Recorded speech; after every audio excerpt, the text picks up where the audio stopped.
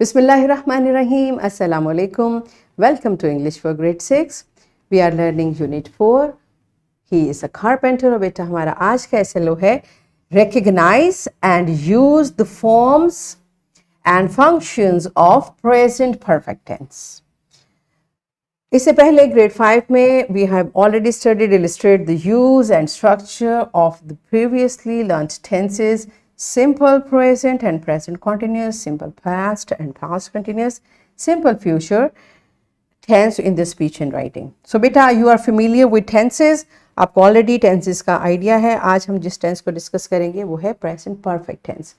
So let's start with the name of Allah subhanahu wa ta'ala. Allah mentions in Quran Surah Al-Kahf verse 7. We have indeed made whatever is on earth as an adornment for it, in order to test which of them is best in deeds. Allahu Akbar. बेटा इसमें इस खूबसूरत आयत में एक बहुत बड़ा message हमें मिल रहा है. अल्लाह ताला ने कहा कि हमने दुनिया में जो कुछ भी बनाया है वो इसकी अडॉर्नमेंट, इसकी खूबसूरती के लिए बनाया है. और ये सब खूबसूरती किस लिए है? ताकि आपको टेस्ट किया जा सके. इसका मतलब है कि दुनिया की हर चीज़ और हर वो चीज़ जो हमें अट्रैक्ट करती है वो एक टेस्ट है. वो किस तरह टेस्ट है कि क्या हम उसके पीछे इतने पागल हो जाएं कि अल्लाह को भूल जाएं, नाउज़ुबिल्लाह. राइट, इस तरह की टेस्ट बनती है. और जब हम उस अल्लाह की बनाई हुई चीज़ में भी अल्लाह को याद रखते हैं तो फिर वी बिकम द बेस्ट. ये है हमारी ज़िंदगी को गुजारने का तरीका.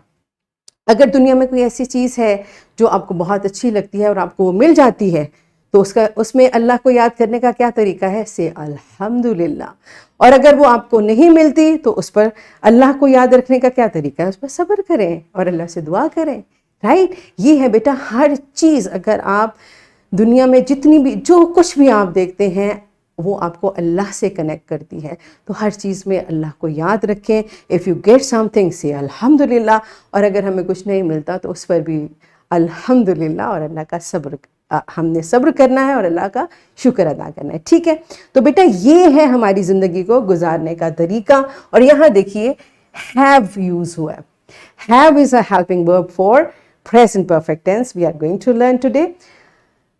और ये हमारे लिए present perfect tense क्यों सीखना ज़रूरी है? It help us talk about actions that happened in the past but are still connected to the present. अभी just असल में perfect का मतलब होता है complete. परफेक्ट कहते हैं ना हम, लेकिन वो इस तरह है कि अभी जस्ट जैसे मैं कहूँ कि मैंने अभी आपको एक आयत का तर्जुमा बताया है तो जो अभी जस्ट कंप्लीट हुआ होता है काम उसके लिए हम प्रेजेंट परफेक्ट टेंस यूज करते हैं. Knowing present perfect tense is important for good communication and writing. Of course जब हमें इसका स्ट्रक्चर पता होगा तो हम इसको अपनी राइटिंग में और बोलने में अच्छे तरीके से इस्तेमाल करेंगे. अब let's do an activity. Teacher will ask question to students. For example, think about the task that you have done in the morning. ठीक है जी, अभी मॉर्निंग में नाश्ते में आपने क्या खाया, सुबह कैसे आए, वगैरह वगैरह. और student will answer the question.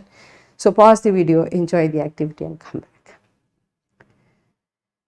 Yes my dear children, बेटा अब आपने देखा कि जो काम आज मॉर्निंग में आपने किए हैं वो बहुत हमारे वी जस्ट डिड इट, ये हमारे सिर्फ बहुत करीब के कंप्लीट काम है. इसलिए इस तरह के एक्शंस के लिए हम प्रेजेंट परफेक्ट टेंस यूज़ करते हैं.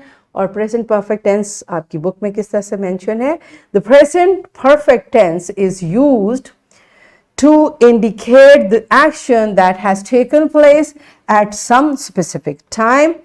For example, they have played football. Has she come to school? अच्छा, अब देखिए इसका स्ट्रक्चर हम अभी देख लेते हैं. दे सब्जेक्ट है, उसके बाद यहाँ पर हेल्पिंग वर्ब आ गया. प्ले इसका वर्ब है और हमने कौन सी फॉर्म यूज की है? पास्ट पार्टिसिपल, यानी वर्ब की थर्ड फॉर्म. और उसके बाद ऑब्जेक्ट. ये इसका सेंटेंस स्ट्रक्चर है. ठीक है, subject plus helping verb plus verb third form and object.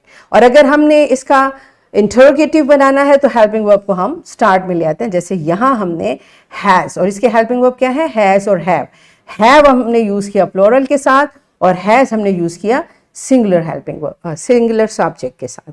Has she come to school? She has not, और नेगेटिव के लिए सिर्फ नॉट ऐड करना है। अफर्मेटिव सेंटेंस में अगर हेल्पिंग वर्ब के बाद नॉट ऐड कर दें तो ये आपका इंटेरोगेटिव सेंटेंस बन जाता है। ठीक है जी, ये देखें, ये इसकी फॉर्मेशन है। सब्जेक्ट प्लस हैज़ और हैव प्लोरल्स के साथ और हैज़ सिंगुलर्स के साथ, वर्ब की थर्ड फॉर्म और ऑब्जेक्ट।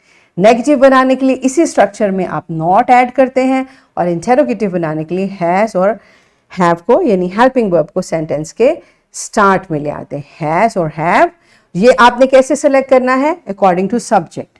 सिंगुलर के लिए हैज़, प्लूरल के लिए हैव, वर्ब की थर्ड फॉर्म, ऑब्जेक्ट और एंड पर क्वेश्चन मार्क आपने जरूर लगाना है। अफर्मेटिव सेंटेंस के एंड पे क्या आता है? फुल स्टॉप, नेगेटिव में फुल स्टॉप और इंटेरोगेटिव में क्वेश्चन मार्क। अब देखिए कैसे हमने यूज किया। She has just watered the plants. अब आप देखिए वाटर यहां पर वर्ब है और ईडी ऐड करने से ये पास्ट पार्टिसिपल यानी वर्ब की थर्ड फॉर्म है और हैज इसका हेल्पिंग वर्ब है। तो सिंपल हमारा स्ट्रक्चर है सब्जेक्ट, हेल्पिंग वर्ब, वर्ब की थर्ड फॉर्म, राइट। और उसके बाद द प्लांट्स क्या है? Object. She has served the meal, subject, helping verb, verb की थर्ड फॉर्म और object, right. Let's practice it through an activity. Get a two-sided card. Write I have on one side and I have never on the other. Ask any question to the classmate. For example, have you ever eaten a roasted lamb? Or have you ever told a lie to your teacher? After learning the question, hold up the card showing I have or I have never. ठीक है, इस तरह से आपने इस activity को enjoy करना है। Pause the video, enjoy the activity. Yes, my dear children, अब हम इसको बुक से प्रैक्टिस करते हैं। All of you open your book on page number 39 और इसमें जो आपकी ई एक्सरसाइज है, ई पार्ट है, इसको आपने कंप्लीट करना है प्रेजेंट परफेक्ट टेंस में।